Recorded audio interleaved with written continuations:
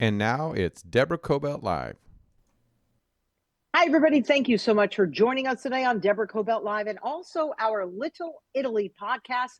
I'm thrilled to welcome Marianna Gatto. She's the director and founder of the Italian American Museum of Los Angeles and downtown LA. Also wrote the most magnificent book. I haven't been able to put it down. And honestly, I think this is a book that belongs in schools all throughout Los Angeles. The Italian Americans of Los Angeles. And this is an incredibly comprehensive view of Italians in Los Angeles from when they first came to this great city and takes us all the way to present day. It's incredibly well researched, well done. And Marianna, who's also my friend, thank you very much for joining us. Thank you for having me, Deborah. It's so nice to be back. Yeah. Yeah, we've been going through this book, I don't know, throughout the past couple of weeks. And over the weekend, this is how I spent my weekend, going through your book.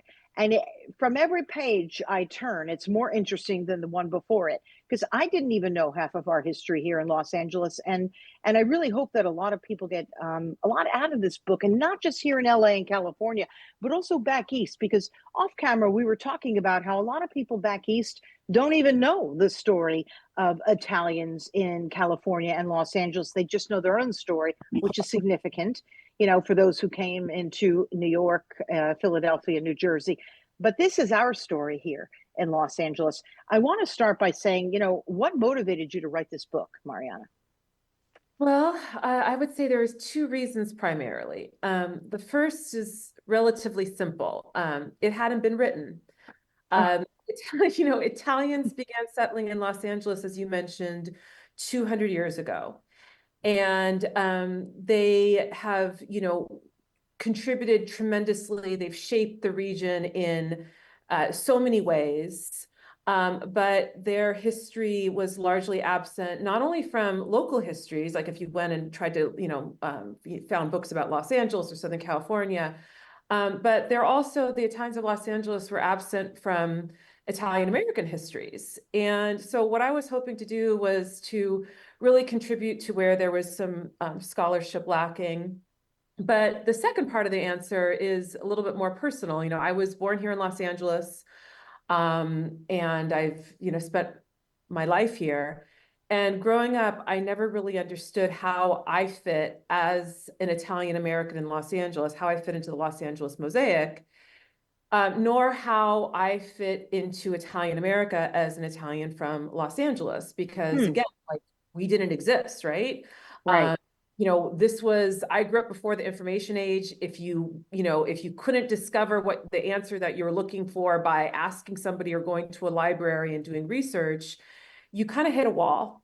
And so, that was, primarily my reasons to document this community that's vibrant, that's contributed so much to our region, but who's often been overlooked.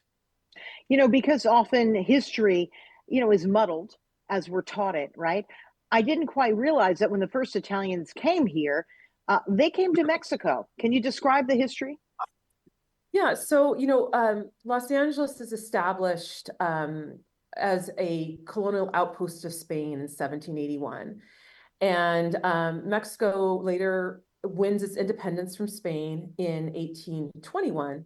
And between 1821 and 1848, Los Angeles is part of Mexico. So the first Italians began arriving in 1827, back when Los Angeles was this dusty little pueblo.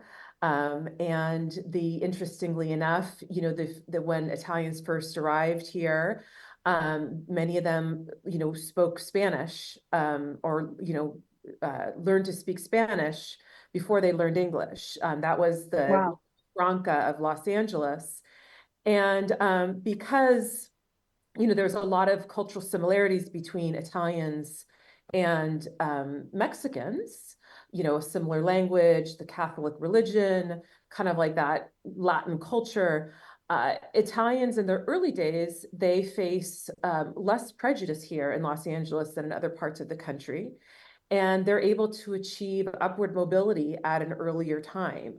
Many of them, because Italian women didn't start to come here until a bit later, they intermarry with Mexican, or we call them Californio, the women of California before statehood, the California women, some would also intermarry later with like the French community, but there's, it's a little bit of a different history than we see in other parts of the country. Wow.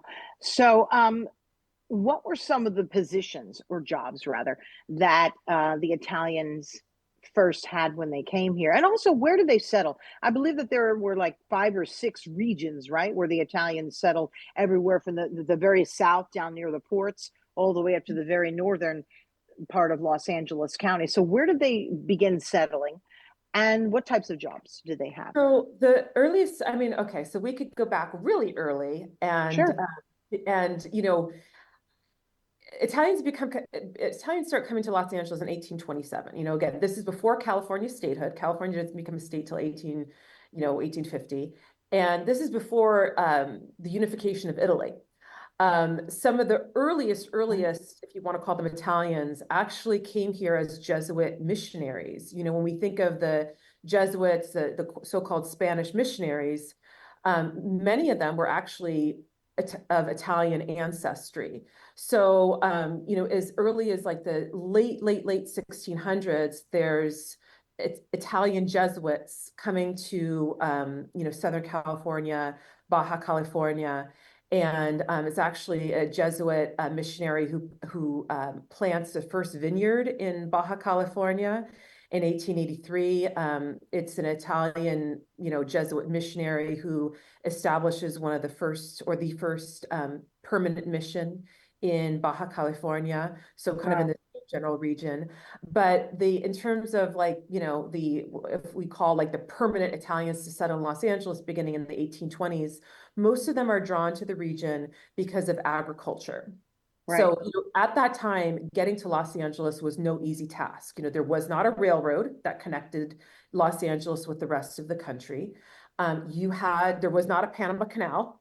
So you set sail often from Italy and then traveled around, Cape Horn, Latin America, Central America, and, you worked your way north, or you came by a covered wagon. And that was, an incredibly challenging, dangerous, expensive journey.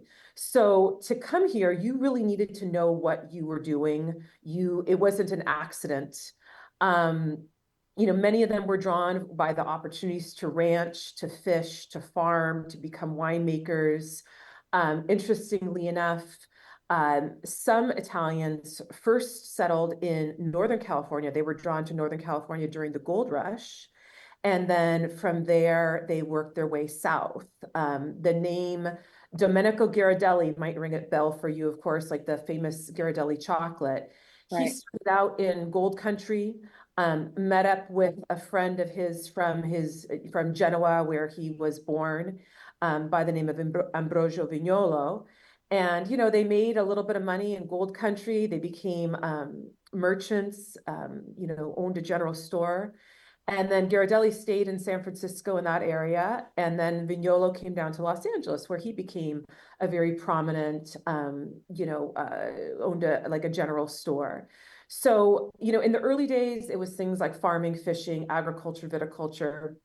But then as like time moved on, like into like the early 1900s, you saw Italians drawn here for like, opportunities to work with like the railroad or in manufacturing. As you keep on going, as Hollywood starts to kind of take root here, the motion picture industry, you see Italian artists and craftspeople drawn here. So it really depends on the era. And, of course, we still see Italians coming here today. Many of them are, drawn by opportunities in fashion and cuisine. They represent the brain drain taking place in Italy. But I think you had also asked me about like where they first settled. So the first neighborhood, the first Italian enclave, if you will, was located in downtown, right where the museum is. So we call that neighborhood the Plaza. And that was kind of this interesting crossroads of Los Angeles, very similar to who we are today, in that, the Plaza was this very multi-ethnic community of Native Mexican, Californios, Chinese Americans, African Americans, Italian Americans, French people, all came together in this little neighborhood. And so that was the earliest. And then there were several others that would pop up. Lincoln Heights, where incidentally, when Frank Capra, the director of It's a Wonderful Life, came to the United States, he lived in Lincoln Heights. So did my family when they came here after World War II. That was one of the largest Italian enclaves. They lived in what was then called Sonora Town, or the North Broadway district. Now we know it as Chinatown. If you've ever driven through Chinatown and asked yourself, what's an Italian church doing in the heart of Chinatown? That's because that neighborhood was originally, was previously an Italian neighborhood. So we said the Plaza, Lincoln Heights, North Broadway district of Chinatown, another neighborhood near downtown called Dogtown. What is now the Arts District was a large Sicilian enclave. And then, of course, San Pedro, south of Los Angeles. Many Italians were drawn there by like fishing and, opportunities to work at the canneries, that sort of thing. You mentioned early on winemaking. I want people to just close their eyes for a moment and imagine Los Angeles, not the Los Angeles of today, with the skyscrapers and every road completely paved over. Imagine it some time ago when it was rolling hills. There were a tremendous number of wineries here, right? Could you talk about that? Yes, so many people, when we talk about winemaking California, our minds all go to like Napa, Right. neck of the woods. But the wine industry actually took root in Southern California before Napa. So if you can imagine, the first vineyards are planted in Baja California, and it kind of continues up that way. And all around downtown, like where Union Station is, if you can imagine, like the Terminal Annex Post Office, those were vineyards. Yeah. And there were at one time, until Prohibition, upwards of 100 wineries in greater Los Angeles. And then if you kind of continue out from there into places like Rancho Cucamonga, that was a huge winemaking center Yeah. in Los Angeles. Burbank, you could find, Italians growing wine grapes near where Burbank Airport and Castaways Restaurant are now. And Wow. of course, a lot of this disappeared as Los Angeles became more urban. If you've ever been out to the Ontario airport, like part of the runway, like they basically, tore out the vineyards and to expand the airport. And so those were all, vineyard lands. And probably one of the greatest reminders of LA's incredible winemaking legacy is in downtown, two places. The San Antonio Winery, which is over 100 years old and still owned and operated by the same Italian-American family. Oh, They wow. survived Prohibition by making sacramental wine for the Catholic Church. And then also, if you've ever walked down Alvarez Street, which is right behind the museum. Alvarez Street was originally called Wine Street because there were so many wineries in that Wow. area. And if you look up as you're walking down Alvarez Street, you'll actually see some of the oldest grapevines in the state of California. A few years back, there was a genetic study of these vines, and they were traced to clippings that were presumably brought over here by Jesuit missionaries in, we're talking, hundreds of years ago. And so you see these massive gnarled, what are they, trunks?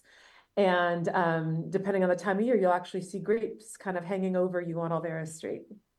Wow, isn't that beautiful? Such a beautiful history. And you describe it so well. I'm actually picturing it as you describe it, what it must have been like, and how, they really brought their home here so that they felt like home. And clearly the climate was very similar, Yeah. right? Yes. Wow, what an incredible history we've had. Let's talk a little bit about the canneries, right? Were Hmm. they first started by the Italians as well? And then I have another question right on top of that.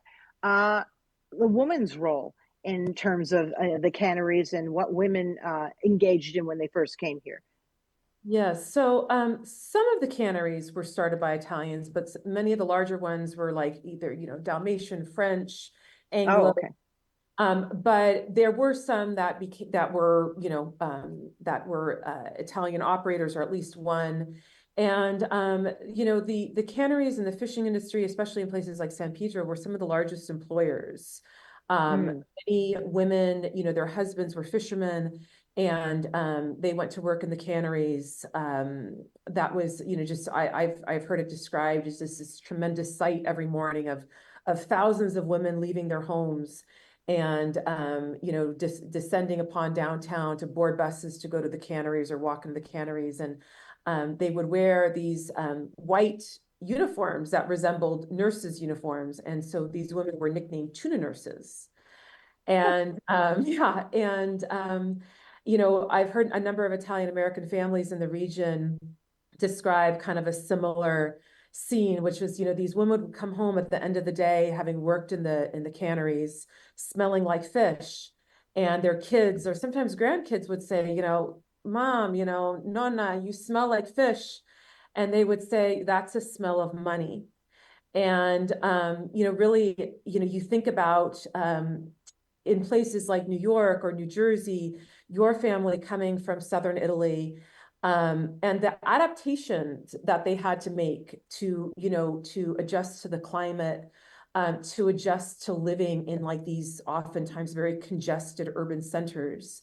That was very different than their life in Italy. I mean, most of our people were farmers. They were, peasants. They might have had a trade, but most of them were farmers. And Yeah. so, they go to places like, New York's Little East Side, where they're living in these cramped, congested quarters, and, very little sunlight.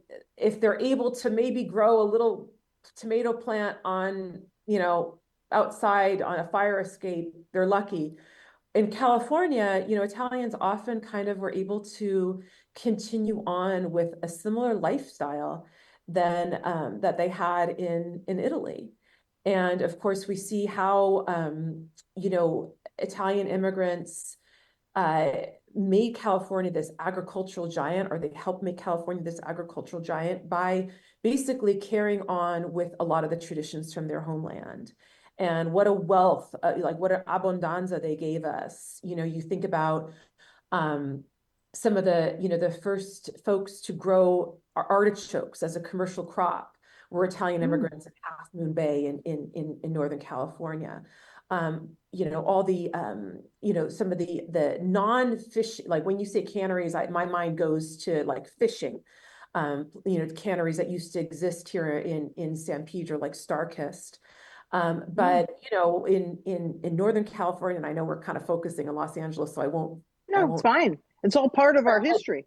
You think about canneries like Del Monte, founded by Italian immigrants. You walk down, you walk through the grocery store, and like the influence is all around us. Del Monte, Progresso, S&W, these are all, they don't come off as really outwardly Italian, but they're Italian immigrants behind them.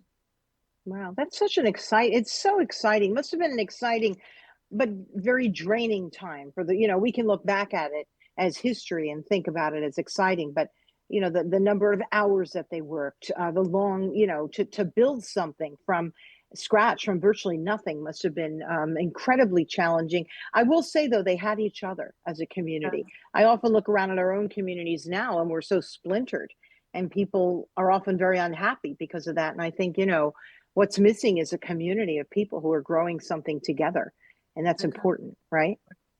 I couldn't agree with you more. I mean, there's so many studies on that about the linkage between having community and feeling connected and our mental health. And, Yeah. we weren't supposed to do this alone. We really, No. one of the things I love about working in our community is the tribe that we've created, that we feel part of. Yeah. And let's talk about where you're located. I believe you are in what's called Italian Hall. It was, I believe, the first gathering place in around 1908. Correct? Why don't you talk to us about that, because it's a very important part of the downtown area. It's very exciting building. As soon as you walk in, there's all these little neat, things from. It was a speakeasy, I believe, right? I mean, I think you could say it way better than I can. So please. So, Italians being and settling in here in the 1820s, and because we're this communal people, we're immediately looking for places where we can gather. So some of the early gathering places were people's homes or their ranches, or Certainly, you know, the church, when St. Peter's and some of the other churches were established. There were a few other community centers that were constructed in the later 1800s, but it's in 1908 that you know, there's this large Italian community centered around the plaza, around what is now like Union Station, Alvarez Street, that general area.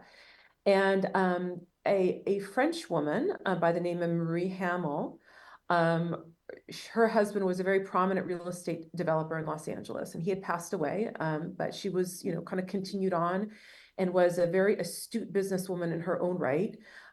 She looked around and sees this vibrant, successful Italian community, and she has this property on the corner of North Main and Cesar Chavez, and she says, you know, I'm going to construct a building here for the Italian American community. And she had a little encouragement at the hands of a gentleman by the name of Frank Arconti. And so Italian Hall is constructed in 1908 to serve as a gathering place for the community, and immediately becomes the headquarters of a number of different Italian American organizations. You know, these are the days before things like unemployment insurance, disability benefits. So like if you were to be hurt at work and you know, unable to return, you know, unless you had savings or people you could borrow from, you were often a bind. And so these organizations, known as mutual benefit societies, were created to help their members in times of need. Everybody paid dues, and those dues were banked so that if, you know, if Deborah got injured at work and couldn't go back to, I don't know, the cannery, you know, you had something to fall back on for a little while. And so this Italian Hall becomes really the focal point of the community. It would be where you might hold your wedding reception.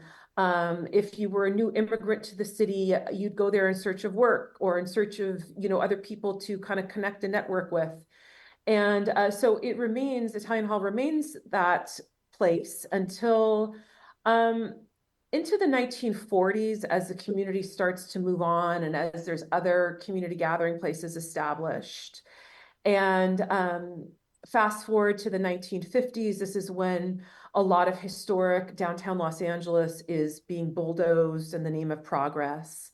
And luckily, the state of California had the foresight to preserve this group of historic buildings in downtown, which are now known as El Pueblo Historical Monument.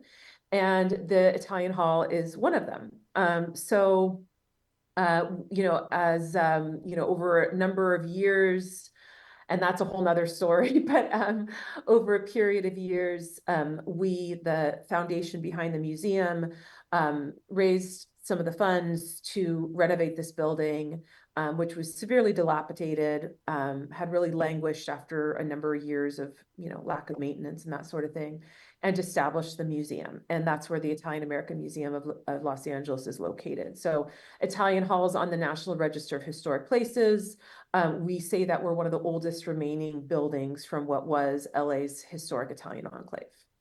And it's very important. I know that you will get into what the museum does a little later in our program, but I just want to touch upon this. You do so many educational programs every year, every week for kids. Everything's free of charge, and the programs are smart. They're interesting. You know how sometimes you walk through something and it's like, okay, they're very smart. Can you just touch upon some of what you do for the community in terms of, you know, children and education? Sure. So, you know, as you mentioned, admission to the museum is free, as are most of the museum's programs. And what became apparent to us almost immediately after opening our doors is, unlike maybe a lot of ethnic museums, most of our audience, more than 80% of our audience, probably closer to 90% of our audience, is not of Italian extraction. So we are faced with the task of, you know, number one, we exist to serve the public. That's our entire, you know, but we realize that in order to engage these incredibly diverse audiences, and I don't mean diverse in terms of like only like, you know, one's heritage, but we literally have people who are 9 and who are 90 and everything in between, coming into the museum, people who are English speakers, non-native English speakers, One of our largest group of visitors are K through 12 students.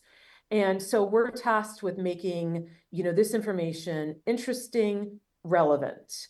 Like if people come in your doors and you don't touch them, if they don't have, well, I have to be careful about the words that I use in this day and age, but if you don't leave them impacted, if there's not some kind of an emotional, pedagogical thing that takes place, I feel it's a lost opportunity. I want everybody to walk away having learned something, taking away something.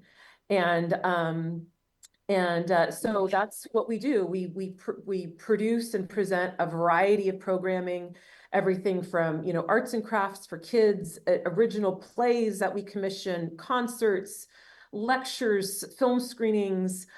We try to keep it new and exciting, to keep people coming back. And then of course, the temporary exhibitions that we put on every year are a big part of that.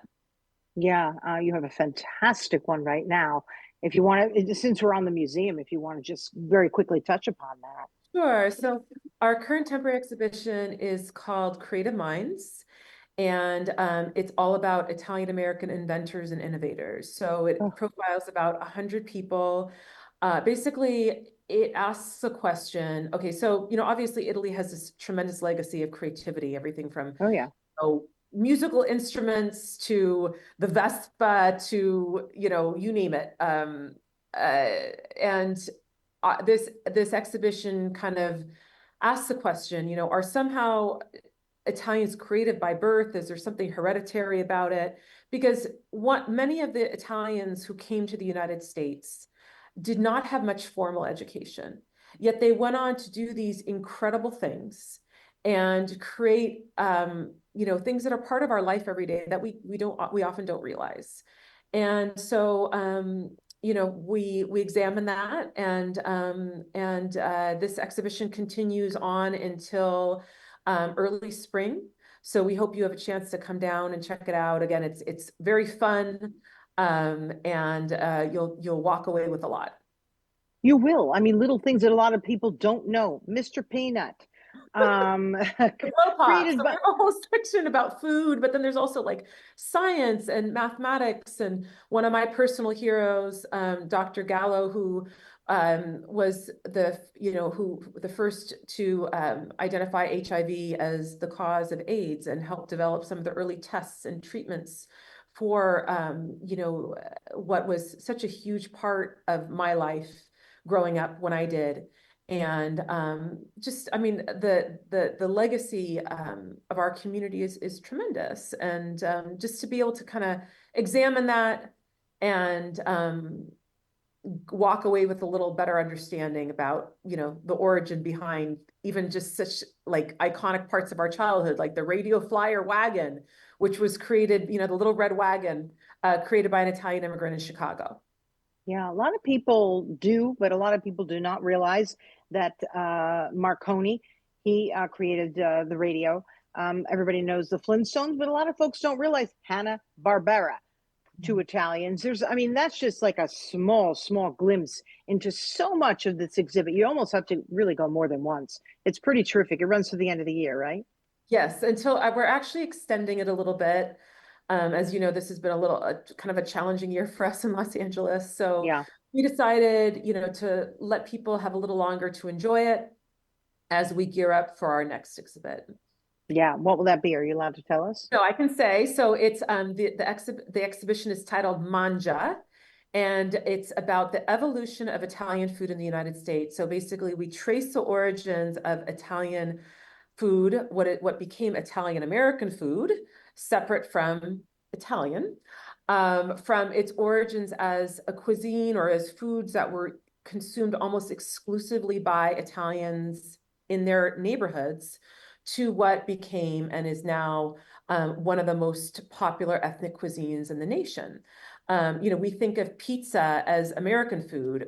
It's become such a deep part of our culture that we forget that it originated on the other side of the Atlantic. And so we're looking at everything from, the farms to the table to now, some of the most popular, highly coveted restaurants, or I should say, reservations in the city. So it's going to be a lot of fun. Yeah. What a lot of people don't realize about Italian food is very simple. The ingredients are simple. They're just incredibly fresh. You know, you Yes, pick them and you put them in your food. And we too can do that as Americans. yes, We don't really have to have 40 ingredients when really maybe you just need three. That's yes. it. I mean, this should be very interesting, Mariana. I really look forward to it very much. It's going to be great. We're going to have a lot of delicious programs attached to it. Oh, I figured so. I mean, how could you not? Right? I can't even. So that's a reason to go alone. You'll be very well fed when you go to the museum and for your new exhibit. I want to get back to the book a little bit, and a lot of this also is covered in your museum, but way more in depth in the book. So many well-known Italians are behind something like Bank of America. I didn't even know that until the first time I went to your museum. But then you talk more about that also in the book. I'll have you touch on him in a moment. You mentioned Frank Capra. And in fact, how that movie, It's a Wonderful Life, may in fact have been based on the founder of the Bank of America. Like there's so many incredible connections. You know, the voice of Snow White. Of course, we all know Francis Ford Coppola, the Russo brothers, famous Italians who built, you know, some of the most incredible hotels, the Biltmore. So, can you touch upon some of the highlights in the book that folks might be familiar with? Well, I mean, there's, I think, a lot of people that you will discover for the first time. There's going to be a lot of names that might not be as familiar, but who are Okay. fascinating figures nonetheless. Mm. Um, and I think, some people that our community could really start to embrace a little bit more as um, maybe I would say heroes, but as people who impacted the way we live, and really like the nation as a whole, not only, Italian Americans. For instance, somebody that I almost guarantee that nobody's heard of is Alfred Paonessa. He was a Superior Court justice here in Los Angeles, and he was born in New York to Italian immigrants, came out here in the 1920s, appointed to the bench in early 30s. And during the 1940s, as the Ku Klux Klan starts to get very powerful here in Los Angeles again, they were operating as a charitable organization at that time. He basically rules that they are not a charitable organization, and revokes their charter in the state of California. So not we kind of, when we think about like civil rights, his name never comes to mind because again, he's one of these forgotten folks. Incidentally, he was also one of the first to strike down what were called restrictive covenants. These were like basically legal language that was included on the deeds to properties, like residential properties, that said who could live there and who couldn't. And the Supreme Court would strike those down later, but he was one of the first to really kind of start chipping away at them. But then there's like a lot of folks that I think are going to be more familiar to folks, of course, when we talk about like the entertainment industry. You mentioned the voice of Snow White, Adriana Casalotti. She was a local girl who Disney had heard audition, and he selected her immediately. There's, just so many people who have shaped Los Angeles. You think of like John Ferraro, who is one of our longest serving city council members Right. in Los Angeles. He was integral to the downtown renaissance, the development of the Staples Center, which is now, of course, a cryptocurrency.com arena, right? And Sabato Rodia, who built single-handedly over a almost 4-decade-long period the Watts Towers, which, if you've never Right. visited I mean, they're considered one of our nation's finest works of folk art. And these are really just like inspirational. Some of these towers stand at 100 feet, and he used just his sheer strength. This is a man who was only 4 feet 11 tall, and he had basic tools. He would, assemble these towers out of recycled objects, no engineering training, no Wow. formal training. And as he scaled these towers, 100 feet into the air, he used like basically a belt, like a ordinary Oh my belt, gosh. to strap himself to the towers so he wouldn't fall. And I'll just say, one last thing about him. When at one time the city wanted to demolish these towers, and there was a fight to save them. And, there was a criticism. Well, these towers, they were assembled without any permits or plans, or this Oh, guy, no engineering background. They did a structural test on the towers, and they learned that they could withstand hurricane strength winds. Here's this man who literally has probably a first grade education at best, and he created this monument. Um, again, we think about the Watts Towers, we don't associate them with an Italian American immigrant, but no. what a fascinating figure, and what an amazing, work of art that he left for us. And in recent decades, so many of the engineers have been involved in JPL, Northrop Grumman, right? Can you touch upon that a little bit as well? Because you're right. Very often people will think of Italians as art, food, theater, opera, but I mean, it's so vast and comprehensive, right? Yes, I mean, we're often, I think, we're pigeonholed often as Italian Americans, and a few, it's just assumed that we must be in the food industry, and there's nothing wrong with it. A lot of us are in the food industry. We love feeding the nation and making life a lot tastier. But we're also, trailblazers in so many other fields today as well. I think of a friend of mine over at Loma Linda University, Daniel De Lorenzo, who is a scientist specializing in movement disorders. He's done a lot of incredible work with helping folks who with seizures and detecting seizures, and our work continues to this day. With this exhibition, we're collaborating with the Italian American Scientists and Scholars of North America. Mm, And just like you mentioned, like from at JPL, every major university, and even some of the smaller ones in the area, you find Italian American scholars, and we're everywhere, in short. yeah.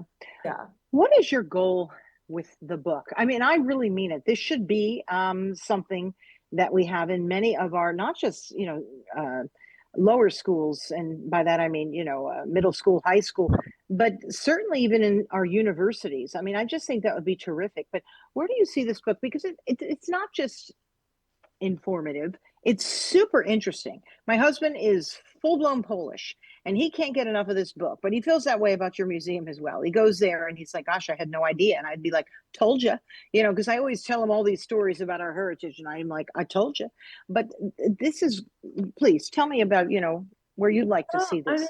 mean, whenever you write something, your hope is that it engages, it enlightens, it informs. And we don't go into publishing for money, at least not this type of book. I mean, there's no money in it. There's, if I break even at some point, that will be great. But really, my hope is that people walk away with a greater understanding of Los Angeles. Los Angeles is a city that has, for most of its history, kind of embraced a fairy tale about its origins and promoted that fairy tale. And I feel it's a great shame that really the only time we learn local history here in Los Angeles, Southern California, is in the fourth grade, typically, unless you happen to take a class maybe in college. But the idea that Los Angeles is the second largest city in the United States, and it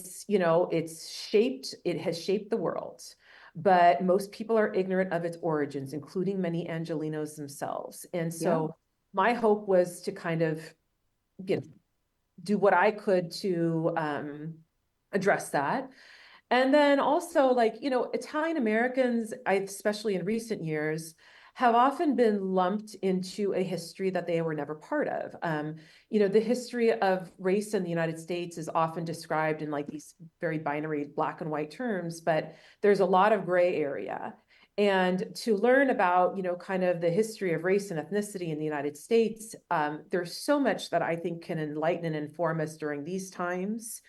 And again, when it comes to like Italian American, the Italian American world, one of the things I really enjoy as kind of an Italian American sociologist, if you will, is going to little different parts of the country where there are historic Italian communities. And I'll kind of backtrack by saying, most of our ancestors came here as economic refugees. We came because we were starving and because there were opportunities in America. And we went wherever there was work. So my Sicilian side came in through New Orleans. They cut sugarcane in that area for 2 seasons before continuing west to Colorado, where the steel industry beckoned. Mm. Wherever there was a need for cheap labor in the United States, you typically find a historic Italian American community.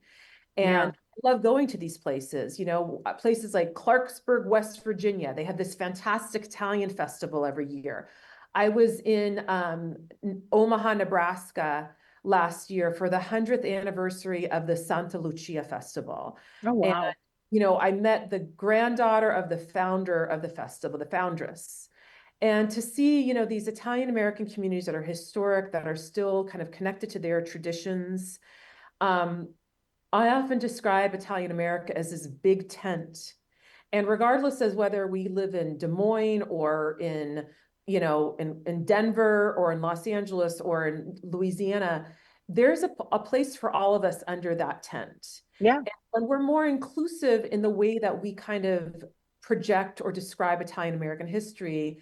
I mean, look, numerically, the majority of Italians settled on the East Coast in places like New York, Boston. And yes, nobody's discounting any of that, but our history is so much larger than many of us would like to, many of us know. And so it was also my hope to kind of, again, like contribute to this understanding of Italian Americans.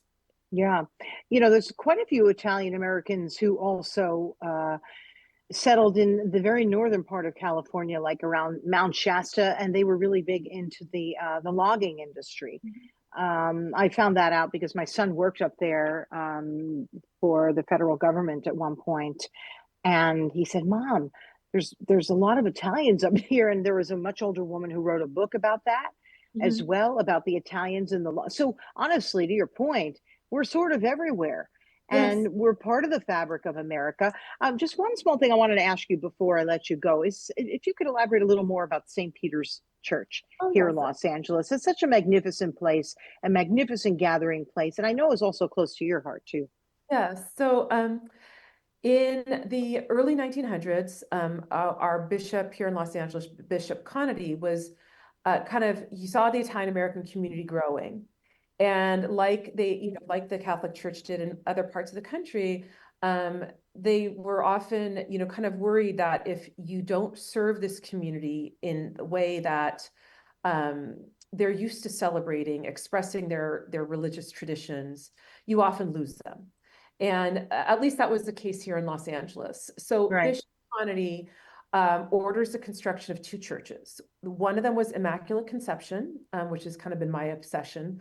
That was in the east side, like now the Arts District, and St. Peter's. Now, St. Peter's is located again in what is now Chinatown. It was then known as the North Broadway District.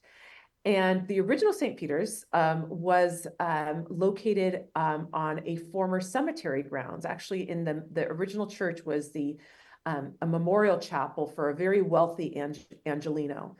And so really from like 1904 onward, St. Peter's becomes this very important religious cultural heart for the Italians of Los Angeles. And the church still exists today. If you're ever looking to attend Italian Mass or experience some of our Italian feasts in Los Angeles, like the Feast of St. Joseph, it's one of the largest in the region. We put on one of the largest St. Joseph's tables in the region, but also like all the, traditional feasts that you might see in places like, the East Coast or wherever, these Italian saints that are belong to the towns from where Many of the immigrants hailed.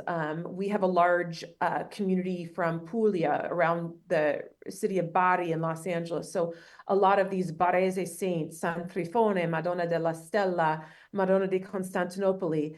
And the church puts on these beautiful feast celebrations that often, include a mass, a procession where they, march with the saint statue around the block, followed by a banquet and dancing.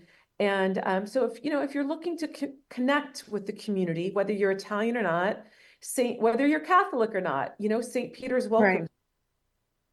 Yeah, absolutely magnificent place. As soon as I walk in, I feel like I'm home.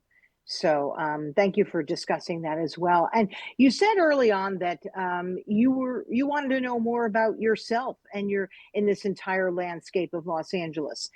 By being the founder of this museum and the writer of this incredible book, Italian Americans of Los Angeles. Have you accomplished that, Marianna? Yes, I mean, listen, this book is published. It's, it's like giving birth, right? Now Yeah. it's a child out in the world. But I mean, gosh, I'm still learning things, all the time. Yeah.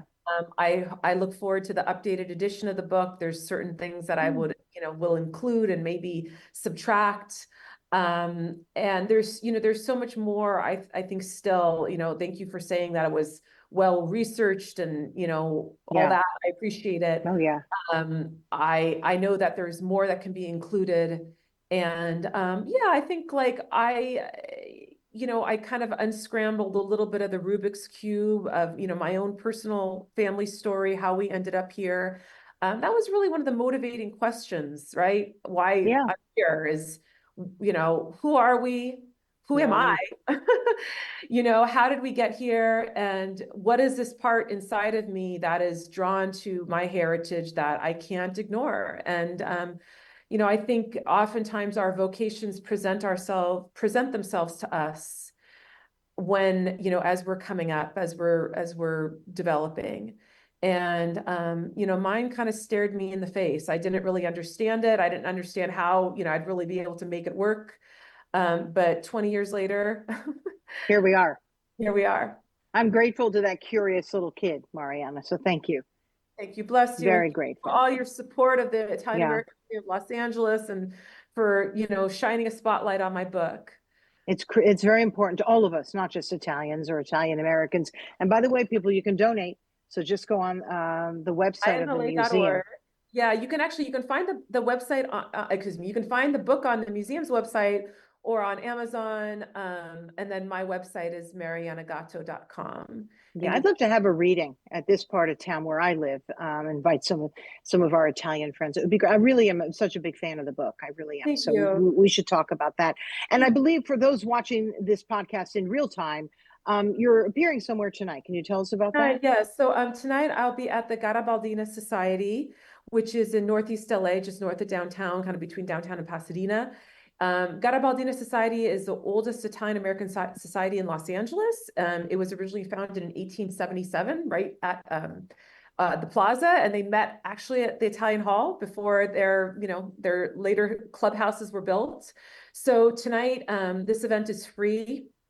If you just Google Garibaldina Society, you can get all the information about how to RSVP and where it's located and all that good stuff. And so I'll be talking there, and you can get the book there tonight too as well. Yeah, you guys, that's a great place too. They have a lot of fun events. Food is terrific. Such fun, friendly people. You don't have to be Italian to go there. In fact, I've been there for quite a few events, and plenty of people at our table were not. Lots of dancing. It's just really a great place. So that should be a lot of fun tonight, Marianna. So thanks for telling us about that. And everybody, you can find my conversation with Marianna Gatto on Little Italy podcast and also Deborah Cobelt Live. And we are on YouTube. We will later record this on Facebook or put it on Facebook. And then as an audio version, our podcast is on iHeart, just about anywhere that you get your podcast. Just put in Little Italy podcast and Marianna Gatto, and you'll find our conversation. My name is Deborah Zara Cobelt, and it's really been my pleasure to welcome Marianna here and to have you all join us. Please tell your friends as well. We'll see you next time. Bye-bye.